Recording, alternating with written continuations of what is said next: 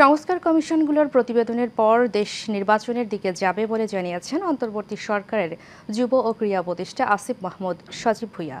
অন্তর্বর্তী সরকারের ১০০ দিন পূর্তি উপলক্ষে মন্ত্রণালয়ের অগ্রগতি বিষয়ক সংবাদ সম্মেলনে তিনি একথা জানান। আগামী ২ বছরের মধ্যে ৫ লক্ষ কর্মসংস্থান সৃষ্টি করা হবে বলেও জানান আসিফ মাহমুদ। বিস্তারিত নূর মোহাম্মদ ভুঁইয়ার রিপোর্টে। অন্তর্বর্তী সরকারের ১০০ দিন পূর্তি উপলক্ষে মন্ত্রণালয়ের অগ্রগতি বিষয়ক সংবাদ সম্মেলন করেন যুব ও ক্রীড়া উপদেষ্টা আসিফ মাহমুদ সজীব ভুঁইয়া। সংবাদ সম্মেলনের শুরুতেই শ্রম এবং ক্রীড়া মন্ত্রণালয়ের দায়িত্বে থাকা সচিবগণ ১০০ দিনের কার্যক্রম ও কর্মধারা তুলে ধরেন। ক্রীড়াঙ্গনে গতিশীলতা এবং সুশাসনায়নে মাননীয় উপদেষ্টা মহোদয়ের নির্দেশনে ২৯ আগস্ট ২০২৪ তারিখে ৫ সদস্য বিশিষ্ট একটি সার্চ কমিটি গঠন করা হয় আমাদের ফেডারেশনগুলোকে সংস্কারের উদ্যোগ নেওয়ার জন্য।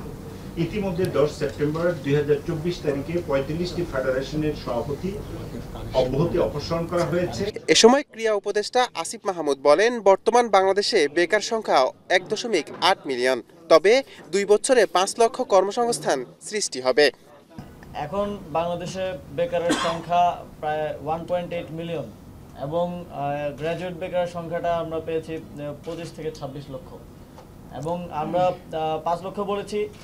২ বছরের মধ্যে সরকারি খাতে না, সরকারিভাবে সবাই তো রেভিনিউ খাতে না, সরকারের বিভিন্ন প্রশিক্ষণ কার্যক্রমের মাধ্যমে এবং সরকারের বিভিন্ন প্রকল্পতে অনেকে কর্মসংস্থান নিশ্চিত করা হয়। তো আমরা ৫ লক্ষ ২ বছরের একটা লক্ষ্যমাত্রা নির্ধারণ করেছি। ক্রীড়াঙ্গনের স্থবিরতা নিয়ে সাংবাদিকদের প্রশ্নের জবাবে তিনি বলেন, রাজনীতিকরণ থেকে বেরিয়ে এসে বিসিবি বর্তমানে নিয়মতান্ত্রিক পথে চলছে। আমি যখন দায়িত্ব নিলাম এসে বিসিবির কোনো ডিরেক্টরকে পাওয়া যাচ্ছিল না, তখন কারোর সাথে যে পরামর্শ করবো এমন একটা লোক পর্যন্ত ছিল না।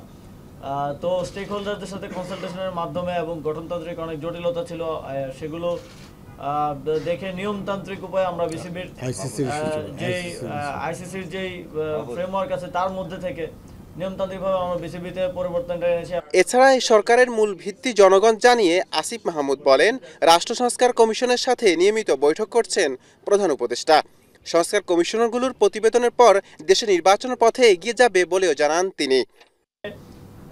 রাষ্ট্র সংস্কার এবং দেশ পুনর্গঠনে আপনারা জানেন 10টি কমিশন গঠন করা হয়েছে এবং কমিশনগুলোর সাথে প্রায় নিয়মিতই আমাদের মাননীয় প্রধান উপদেষ্টা সহ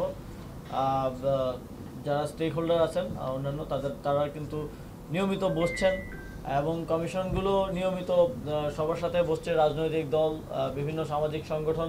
নূর মোহাম্মদ ভুঁইয়া, এশিয়ান টেলিভিশন, ঢাকা।